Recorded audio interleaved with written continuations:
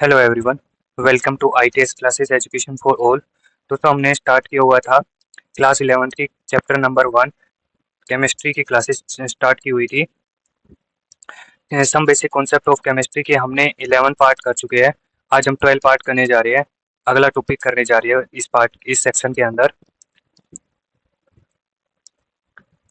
Some basic concept of chemistry chapter number 1 part 12।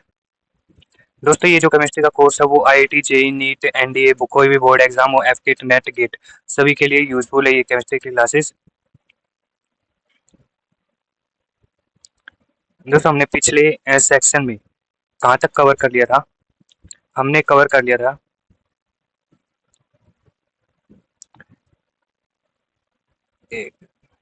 हमने देखो जो law of conservation of mass जो laws होते हैं केमिकल रिएक्शन के लिए, ठीक है, उसका पहला पार्ट कर लिया था law of conservation of mass and energy, ये वाला कवर कर लिया था। और हमने इसके रिस्पेक्ट में जो भी हमारे पास क्वेश्चन थे प्रॉब्लम्स थे वो भी हमने कर लिए थे, ठीक है। आज के सेक्शन में हम क्या पढ़ने जा रहे हैं? लॉ ऑफ कांस्टेंट कंपोजिशन और डिफाइनाइट प्रोपोर्शन, ये वाला टॉपिक करने जा रहे हैं, ठीक है। तो देखो यहाँ पर जो कंपोजिशन लिखा ना उसको क्या मान सकते हैं आप? कंसेंट्रेशन भी मान सकते हैं, ठीक है। तो कंपोजिशन को हम क्या मान सकते हैं? कंसेंट्रेशन भी मान सकते हैं। कंसेंट्रेशन का मतलब क्या होता है? देखो कंसेंट्रेशन का मतलब होता है, मान लो आपने क्या किया, 2 चम्मच चीनी किस में मिलाया? 1 गिलास पानी में मिलाया, ठीक है। तो यहाँ पर जो ये होगी ना 2 चम्मच चीनी, वो शुगर की क्या है? कंसेंट्रेशन है, ठीक है। शुगर की क्या कंसेंट्रेशन है? अगर मैं ऐसे ही मतलब कि 3 चम्मच मिला दूं इसी गिलास मतलब 1 गिलास पानी में ही, तो उसकी कंसेंट्रेशन क्या हो जाएगी? 3। अब पहले क्या थी? 2, ठीक है। तो इसी को बोलते हैं हम कंसेंट्रेशन कि भाई एक जो सॉल्यूशन, एक जो हमने लिक्विड लिया है उसके अंदर हम कितना ऐड कर रहे हैं, ठीक है, शुगर ऐड कर रहे हैं या फिर कुछ भी चीज ऐड करते हैं, तो उसको क्या बोलते हैं? कंसेंट्रेशन बोलते हैं। उसके रिस्पेक्ट में भाई 1 गिलास में हम 2 चम्मच ऐड कर रहे हैं या 1 गिलास में 3 चम्मच ऐड कर रहे हैं या 1 गिलास में 4 चम्मच ऐड कर रहे हैं, तो यही हमारे पास क्या होती है? कंसेंट्रेशन हो सकती है, ठीक है। तो ये कह रहा है भाई जो हमारे पास क्या होती है? लॉ ऑफ कांस्टेंट कंपोजिशन और डिफाइनाइट प्रोपोर्शन, इसका क्या मतलब है? पहले एक बार इसकी स्टेटमेंट देख लेते हैं। लॉ ऑफ कांस्टेंट कंपोजिशन या फिर डिफाइनाइट प्रोपोर्शन बोलता क्या है? देखो जी एल प्लाउस्ट नाम के साइंटिस्ट थे, 1799 में क्या किया उन्होंने? एक स्टेटमेंट दी। क्या बोला कि भाई कोई भी कंपाउंड है, कोई भी केमिकल कंपाउंड है, वो always made up of same element combined in same fixed proportion by mass. ये क्या कहता है? देखो ध्यान से समझते हैं पहले। ये कह रहा है भी कोई भी कंपाउंड है, मान लो हम यहाँ पर लेके चल रहे हैं H2O है, ठीक है। H2O एक कंपाउंड है, ठीक है, इसका एग्जांपल लेके चल रहे हैं। तो ये कह रहा है भाई जो ये हमारे पास ये केमिकल कंपाउंड है H2O, वो सेम एलिमेंट से मिलेगा, सेम एलिमेंट से ही बनेगा, ठीक है। मान लो ये कह रहा है भाई जो हमारे पास ये H2O है ना, वो 2 हाइड्रोजन और 1 ऑक्सीजन से ही मिलेगा, ठीक है। ये जब 2 हाइड्रोजन और 1 ऑक्सीजन जब मिलेंगे ना, तभी हमारे पास क्या मिलेगा? H2O मिलेगा, ठीक है। तो ऐसा नहीं होगा कि भाई मैंने क्या लिया, हाइड्रोजन की जगह 2 कार्बन ले लिया और फिर ऑक्सीजन ले लिया तो हमारे पास वो वाटर बन जाए, ठीक है, ऐसा पॉसिबल नहीं है। जो एलिमेंट लेने पड़ेंगे ना हर बार, वैसे कितनी बार ही बना लो H2O, तो हमें जब भी हमें वाटर बनाना पड़ेगा तो हमें जो एलिमेंट चाहिए होंगे ना वो सेम चाहिए होंगे। हाइड्रोजन चाहिए तो हाइड्रोजन ही चाहिए, ऑक्सीजन चाहिए तो ऑक्सीजन ही चाहिए, ठीक है। तो ये बोलता है भाई सेम एलिमेंट मतलब कि हर बार H2O बना रहे हैं तो हमें हाइड्रोजन और ऑक्सीजन ही चाहिए, ठीक है, उसकी जगह पे हम और कोई एलिमेंट नहीं ले सकते। और combined in same fixed proportion, fixed proportion का बाय मास क्या बोल रहा है कि भाई इसका मास देखते हैं। हाइड्रोजन का मास हमें पता होता है 1 होता है और इसका ऑक्सीजन का जो मास होता है वो हमारे पास 16 होता है, ठीक है। यहाँ पर हाइड्रोजन कितने हैं? 2 हाइड्रोजन है, देखो ये H2 लिखा हुआ है, ठीक है, 2 हाइड्रोजन है। तो एक हाइड्रोजन का मास 1 ग्राम होता है, ठीक है। तो 16 मतलब कि 2 हाइड्रोजन का मास क्या हो जाएगा? 2, ठीक है। फिर इसका क्या करते हैं? रेशो ले लेते हैं। प्रपोर्शन का मतलब कि हम क्या ले रहे हैं? रेशो ले रहे हैं, ठीक है। और जहाँ पर हमारे पास क्या है? ये ऑक्सीजन है, ऑक्सीजन का जो मास होता है वो होता है 16 ग्राम, ठीक है। तो ये अब इसको है ना हमने क्या लिखा? रेशो में लिख लिया। अब इसको कैंसिल आउट करेंगे ना तो हमारे पास क्या आएगा? 1:8 आएगा, ठीक है। तो ये जो 1:8 आ रहा है ना, यही हमारे पास क्या है? फिक्स्ड प्रोपोर्शन है। किसका फिक्स्ड प्रोपोर्शन है? ये H2O का। ये कह रहा है भाई जब भी हम H2O बनाएंगे ना तो हाइड्रोजन हमारे पास, हाइड्रोजन का मास तो 1 होना चाहिए और ऑक्सीजन का मास 8 होना चाहिए। इस रेशो में कभी भी वाटर को बना सकते हैं हम, ठीक है। इसके अलावा कोई भी रेशो लेंगे ना, मतलब कि 2:3 ले लिया या फिर कोई और रेशो ले लिया, उस रिस्पेक्ट में क्या होगा? मतलब कि क्या है, मान लो हमने क्या ले लिया रेशो?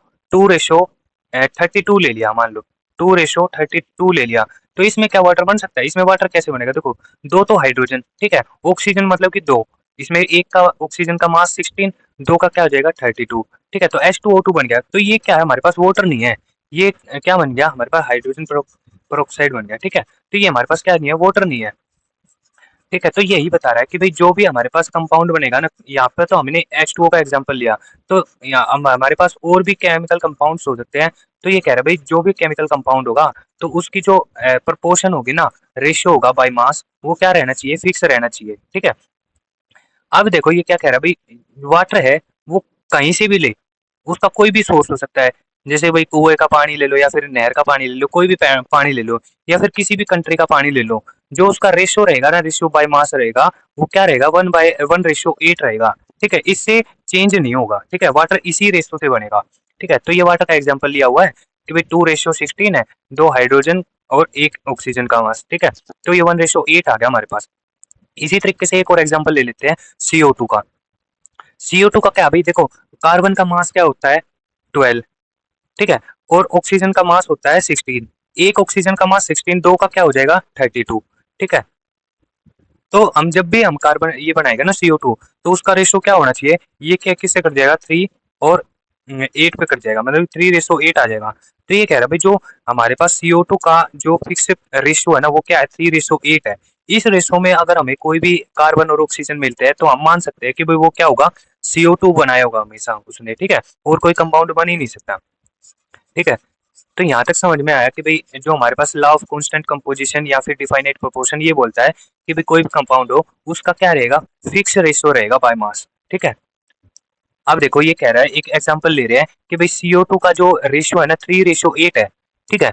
तो अब बात कर रहे हैं कि भाई जब हमने कहाँ कहाँ से CO2 निकल सकते हैं, कैल्शियम कार्बोनेट लिया, ठीक है, कैल्शियम कार्बोनेट लिया, इसको हीट करेंगे तो हमारे पास क्या मिलता है, कैल्शियम ऑक्साइड मिलता है, और CO2 गैस रिलीज होती है। जब भी हम क्या करते हैं, कैल्शियम कार्बोनेट या फिर इसी को क्या बोलते हैं, लाइमस्टोन बोलते हैं, ठीक है, लाइमस्टोन को हीट करेंगे तो हमारे पास ये वाली जो यहाँ पर ये गैस निकली है ना CO2, तो इसका रेशियो भी क्या रहेगा, 3:8 रहेगा, ठीक है। कहीं से भी बना लो भाई, जो भी जहां से भी हमें कार्बन डाइऑक्साइड मिलेगी, उसका रेशियो क्या रहेगा, 3:8 मिलेगा, ठीक है। अब देखो कार्बन है हमारे पास, मान लो कोई भी कोयल है, ठीक है, कोयला वगैरह बर्निंग है, ठीक है, तो कोयले को जब भी हम क्या कर रहे हैं, बर्न कर रहे हैं एयर के अंदर, हमें पता है एयर के अंदर क्या होती है, ऑक्सीजन होती है, ठीक है। तो हम कोयल को बर्न करते हैं एयर के अंदर, तो O2 के साथ रिएक्ट होकर हमारे पास क्या बनती है, CO2 बनती है, और CO2 वो गैस रिलीज होती है, उसका भी रेशियो क्या है, 3:8 है।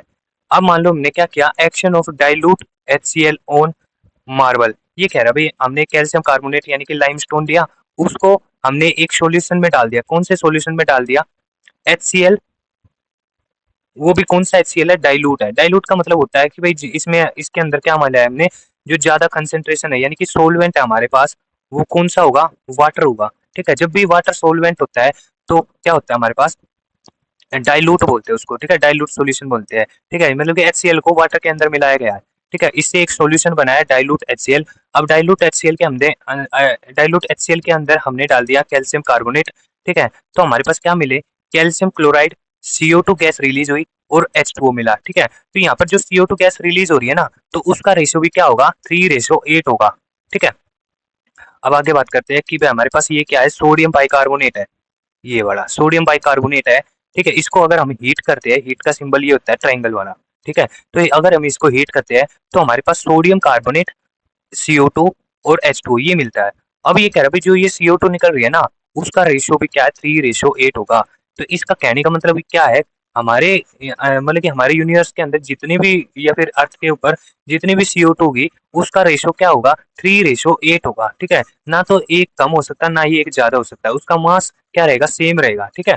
मास या फिर उसका मास भी बोल सकते हैं, इसका रेशियो भी बोल सकते हैं, ठीक है, रेशो बाय मास भी बोल सकते हैं, ठीक है। तो कहीं से भी वो प्रोड्यूस हो रहा हो, परंतु उसका जो केमिकल कंपाउंड तो क्या है, CO2 है, उसका जो वेट जो प्रोपोर्शन होगा वो क्या रहेगा, फिक्स रहेगा, ठीक है, ना कम ना ज्यादा। अब आगे बात करते हैं, देखो,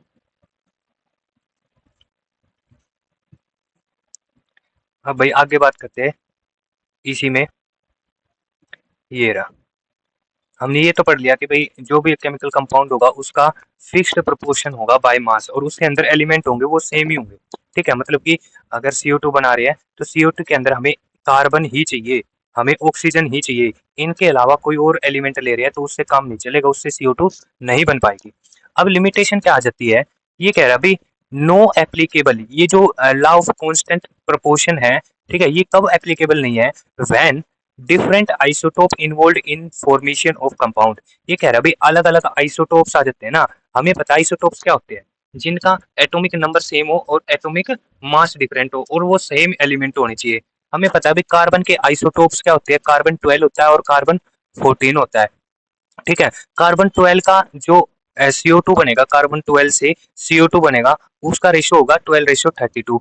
अब कार्बन 14 से जो हम बना रहे हैं CO2 गैस, तो उसका रेशियो क्या होगा, 14:14:32, ठीक है, ये वाला रेशियो होगा, ठीक है। एक तो ये लिमिटेशन थी कि भाई आइसोटोप के अंदर ये वाला ला क्या हो जाता है, फेल हो जाता है, ठीक है। अब बात क्या आती है, elements combine in same ratio but compound formed different. ये कह रहा है भाई जो इसका रेशियो है ना वो तो सेम है, ठीक है। एक और प्रॉब्लम क्या है कि भाई रेशियो तो मान लो सेम है, ठीक है। जैसे हम आगे जो चैप्टर आएगा कार्बन का या फिर आगे ऑर्गेनिक पढ़ेंगे तो उसमें हम पढ़ेंगे आइसोमेरिज्म, ठीक है। आइसोमेरिज्म का मतलब क्या होता है, उसके मॉलिक्यूलर फॉर्मूला तो सेम होता है परंतु उसका जो स्ट्रक्चर होता है ना वो डिफरेंट होता है। तो ये वाली वही बात आ रही है कि भाई कार्बन का, हाइड्रोजन का और ऑक्सीजन का, ये इनका रेशियो क्या है, 24, 6 और 16। इसको जब सिंप्लीफाई किया गया 12, 3 और 8 रेशियो आया बाय मास, ठीक है। तो ये कह रहा है भाई यहाँ पर देखो दो कंपाउंड बन सकते हैं इस रेशियो से, एक तो ये वाला बन सकता है और एक ये वाला बन सकता है। ये दोनों कंपाउंड एग्जिस्ट करते हैं, इनका रेशियो भी एक जैसा है परंतु ये कंपाउंड अलग अलग है, ठीक है। तो एक तो ये है C2H5OH, ये क्या होता है, इथेनॉल, इथेनॉल होता है, ठीक है, इथेनॉल होता है, ठीक है। और ये हमारे पास क्या होता है, ईथर होता है, ठीक है। मीथेन, मिथाइल ईथर होता है, ठीक है, मिथाइल मीथेन, ठीक है, इसका नाम क्या होता है, मिथाइल मीथेन होता है, ठीक है। जब अभी हम ईथर की नाम लिखते हैं ना तो वो नोमेनक्लेचर में पढ़ेंगे, ठीक है। ये हमारे पास ईथर है, ये हमारे पास एल्कोहल है, ठीक है। तो ये इसी रेशो से हमने दो कंपाउंड बना दिए, तो ये ला यहाँ भी फेल हो गया कि भाई एक रेशो से दो कंपाउंड कैसे बन सकते हैं, ठीक है। तो यहाँ भी ये वाला रेशो, ये वाला ला है वो फेल हो गया। अब कुछ एक प्रॉब्लम्स करते हैं, ये देखते थे सम सैंपल प्रॉब्लम प्रदीप की बुक से। फर्स्ट जो प्रॉब्लम है वो क्या है भाई, एक्सपेरिमेंटल 1 किया गया कि हमारे पास क्या था, लेड था, उसका मास 6.4 समथिंग था, ठीक है, ग्राम। अब हमारे पास क्या है, O2 है, उसको रिएक्ट करवाया लेड के साथ, उसका मास क्या है, 1.002 ग्राम है, ठीक है। जब वो रिएक्ट हो गई तो हमारे पास ये मिली, ठीक है, PbO2, ठीक है। तो हमने जब law of conservation of mass पढ़ा था, हमने क्या पढ़ा था, रिएक्टेंट का जो भी मास होगा वो किसके इक्वल होगा, प्रोडक्ट के मास के बराबर होगा, ठीक है। मतलब कि यहाँ पर जितना मास होगा वही उतना ही मास होगा यहाँ पर होगा प्रोडक्ट की साइड, ठीक है। तो यहाँ से हम क्या निकाल सकते हैं, इसने पूछा क्वेश्चन के अंदर कि भाई O2 कितने परसेंट है, O2 की जो परसेंटेज है वो कितनी है, ठीक है। अब एक और एक्सपेरिमेंट किया गया कि भाई लेड नाइट्रेट लिया, ठीक है, लेड नाइट्रेट का मतलब वही मान सकते हैं Pb के साथ NO3, इस तरीके से कुछ कंपाउंड बना हुआ, ठीक है, लेड नाइट्रेट। अब लेड नाइट्रेट को हमने क्या किया, हीट किया, लेड नाइट्रेट को हीट किया तो हमारे पास क्या मिलता है, PbO2 यानी कि लेड ऑक्साइड मिला, ठीक है। तो ये वाला और ये वाला सेम मिला, ठीक है, यहाँ पर ये वाला सेम मिला। तो यहाँ पर ये बोल रहा है कि भाई जो O2 की परसेंटेज है ना वो कितनी है, जब हमारे पास लेड ऑक्साइड मिला O2 की परसेंटेज कितनी है, 13.38% है, ठीक है। तो हमें ये प्रूव करना है कि लॉ ऑफ कांस्टेंट कंपोजिशन इसमें अप्लाई हो रहा है या नहीं हो रहा, ठीक है। तो वो अब एक बार प्रूव करते हैं। अगर मान लो ऑक्सीजन की परसेंटेज यहाँ पर क्या दी हुई है, 13.38 दी हुई है। अगर यहाँ से मैं एक्सपेरिमेंट फर्स्ट से O2 की परसेंटेज अगर निकालू, वो अगर इसके बराबर आ जाती है तो law of constant composition prove हो जाता है, ठीक है। तो इसका क्या मतलब है भाई, ऑक्सीजन है वो किससे, रेशियो क्या है इसका, ऑक्सीजन का 1:1 है, ठीक है। मतलब कि दो ऑक्सीजन है तो क्या होगा, ये वाला 1:1 होगा, ठीक। देखो एक ऑक्सीजन का मास 16, दूसरे ऑक्सीजन का मास क्या होगा, 16, ठीक है। तो ये मिल जाएगा हमारे पास 1:1। तो ये प्रूव करना हमें, ये law of constant composition. Experimental first से हम निकालते हैं O2 की परसेंटेज, O2 कितना है, 1.00। अब टोटल निकालेंगे परसेंटेज, टोटल में से निकालते हैं, इन दोनों को ऐड करेंगे, ठीक है। ऐड करने के बाद 100 से मल्टीप्लाई कर देंगे 100 से, ठीक है। जो हमारे पास आएगी वो क्या आएगी, 13.38% आएगी, क्या, O2 की परसेंटेज। और यहाँ भी O2 की परसेंटेज कितनी दी हुई थी, ये वाली, ठीक है। तो इससे ये प्रूव होता है कि भाई यहाँ पर ऑक्सीजन है और यहाँ पर भी यहाँ पर भी ऑक्सीजन है और यहाँ पर भी ऑक्सीजन है। दोनों एक्सपेरिमेंट में ऑक्सीजन की जो परसेंटेज है वो सेम है, यानी कि उसका जो कंपोजिशन है वो क्या है, कांस्टेंट है। कांस्टेंट का मतलब फिक्स है, ठीक है, वो चेंज नहीं हो रही बिल्कुल भाई, जितनी है कंपोजिशन उतने से ही क्या बन रहा है, ऑक्सीजन बन रहा है, ठीक है। तो ये वाला पहला क्वेश्चन था। अब सेकंड क्वेश्चन क्या कह रहा है भाई, इसने भी क्या किया, कॉपर ऑक्साइड लिया, ठीक है, वो बनाया कॉपर ऑक्साइड। कैसे बनाया, देखो कॉपर ऑक्साइड कैसे बना रहा है, एक मेटल दिया हमने जिसका वेट है 1.75, हमें नहीं पता कौन सा है, ठीक है, उस मेटल को या फिर हाँ, ये वाला मेटल क्या होगा, कॉपर मेटल होगा, ठीक है, कॉपर मेटल 1.75 ग्राम है, ठीक है, उसको नाइट्रिक एसिड में डिजोल्व किया, नाइट्रिक एसिड में डिजोल्व किया, रिएक्शन होगी, कॉपर नाइट्रेट बना देगा। अब कॉपर नाइट्रेट को जब भी हमने क्या किया, कॉपर नाइट्रेट को या फिर कुछ यील्ड निकालते, जब हम कॉपर नाइट्रेट से किसकी यील्ड निकालते हैं, कॉपर ऑक्साइड की यील्ड निकालते हैं, तो हमारे पास क्या आ जाती है, 2.19 ग्राम कॉपर ऑक्साइड आ जाता है, ठीक है। दूसरा एक्सपेरिमेंट किया, वही कॉपर का मेटल 1.14 ग्राम का नाइट्रिक एसिड के अंदर, और उसके साथ हमने क्या मिला दिया, कोस्टिक एल्कलीन सॉल्यूशन। ये हमने एक सॉल्यूशन बनाया कोस्टिक एल्कली सॉल्यूशन, ठीक है। उससे जब रिएक्शन करवाया तो हमारे पास क्या मिली, प्रेसिपिटेटेड फॉर्म मिली, किसकी, कॉपर हाइड्रोक्साइड की, ठीक है, कॉपर हाइड्रोक्साइड की प्रेसिपिटेटेड, प्रेसिपिटेटेड का मतलब क्रिस्टल फॉर्म में मिले, ठीक है, क्रिस्टल या सॉलिड फॉर्म में हमें क्या मिले, ये कार्बन कॉपर हाइड्रोक्साइड। अब इसको क्या करेंगे, ड्राई करेंगे, वॉश करेंगे और हीट करेंगे, तो हमारे पास क्या मिलेगा, कॉपर ऑक्साइड मिल जाएगा। अब उसका वेट क्या आ रहा है हमारे पास, 1.43 ग्राम, ठीक है। अब बात करते हैं तीसरे एक्सपेरिमेंट की, कॉपर लिया, उसका वेट है 1.45 ग्राम, उसको एयर से मतलब एयर में से रिएक्ट करवाया, तो एयर में क्या होती है, ऑक्सीजन, तो कॉपर ऑक्सीजन के साथ रिएक्ट करेगा तो कॉपर ऑक्साइड बना लेगा, उसका वेट क्या है, 1.83 ग्राम है। अब हमें इन तीनों एक्सपेरिमेंट्स में प्रूव करना है कि law of constant composition prove हो रहा है या नहीं। अगर ये प्रूव करने के लिए हम क्या करते हैं, मेटल का क्या निकाल देते हैं हम, मेटल यानी कि कॉपर का क्या निकाल लेते हैं, परसेंटेज निकाल लेते हैं। अगर कॉपर की परसेंटेज कॉपर ऑक्साइड के अंदर वो सेम आती है, देखो तीनों केस में कॉपर ऑक्साइड बन रहा है, देखो ये मैं एक बार कलर चेंज करके दिखा देता हूँ, येलो से, देखो यहाँ वाली कॉपर ऑक्साइड, और ये यहाँ भी कॉपर ऑक्साइड बन रही है, और यहाँ भी कॉपर ऑक्साइड बन रही है, ठीक है। तो तीनों केसेस में जो कॉपर की परसेंटेज होगी ना वो फिक्स होनी चाहिए, तो हम मान जाएंगे भाई जो कॉपर की कंपोजिशन है वो फिक्स होगी कॉपर ऑक्साइड के अंदर, उसका फॉर्मूला CuO ही बनेगा, ठीक है। तो देखो कॉपर की परसेंटेज कैसे निकालेंगे, किसके अंदर निकाले, कॉपर का वेट पता है 1.75, और किसके अंदर 2.19 के अंदर, ठीक है। टोटल वेट ये है कॉपर ऑक्साइड, कॉपर का ऑक्सीजन का, और कॉपर कॉपर का वेट ये है। तो इसका परसेंटेज निकालते हैं क्या, ये ऊपर ये नीचे इंटू में 100, तो यहाँ पर क्या आ गया हमारे पास 79%, ठीक है। तो ये वाला ऊपर ये वाला नीचे। अब सेकेंड केस में क्या करेंगे, ये वाला ऊपर ये वाला नीचे इंटू में 100। थर्ड केस में क्या करेंगे, ये वाला ऊपर ये वाला डिवाइड में और इंटू में 100। देखो यही किया हुआ हमने, ठीक है। तीनों एक्सपेरिमेंट से कॉपर की परसेंटेज निकाल दी, वो क्या परसेंटेज आई हमारे पास, सेम आई, थोड़ा बहुत माइन्यूट सा डिफरेंस आया है, यहाँ पे 9.91 आ गया, यहाँ पर 72, यहाँ पर 78, ये चल जाता है, परंतु इसकी जो परसेंटेज है ना, ये वाला नंबर बड़ा नंबर है, ये क्या रहा, फिक्स आ रहा है, ठीक है।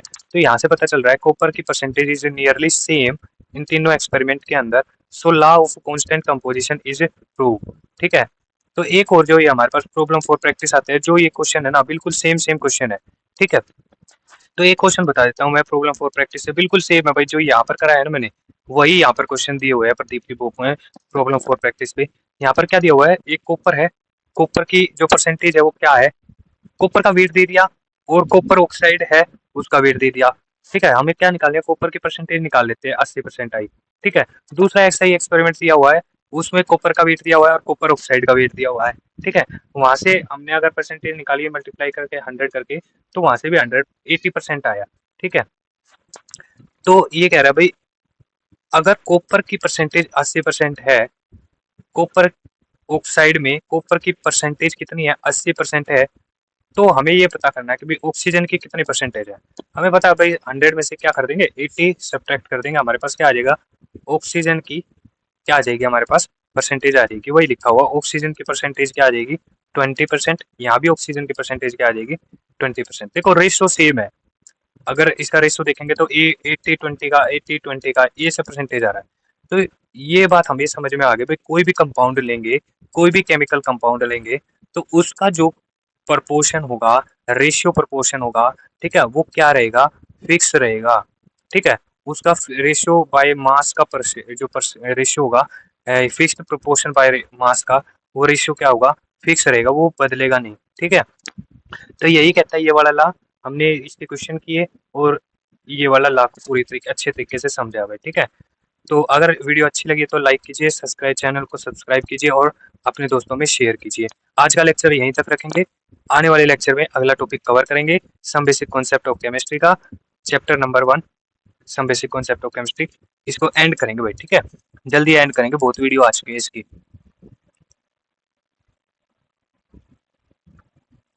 ठीक है भाई, थैंक यू।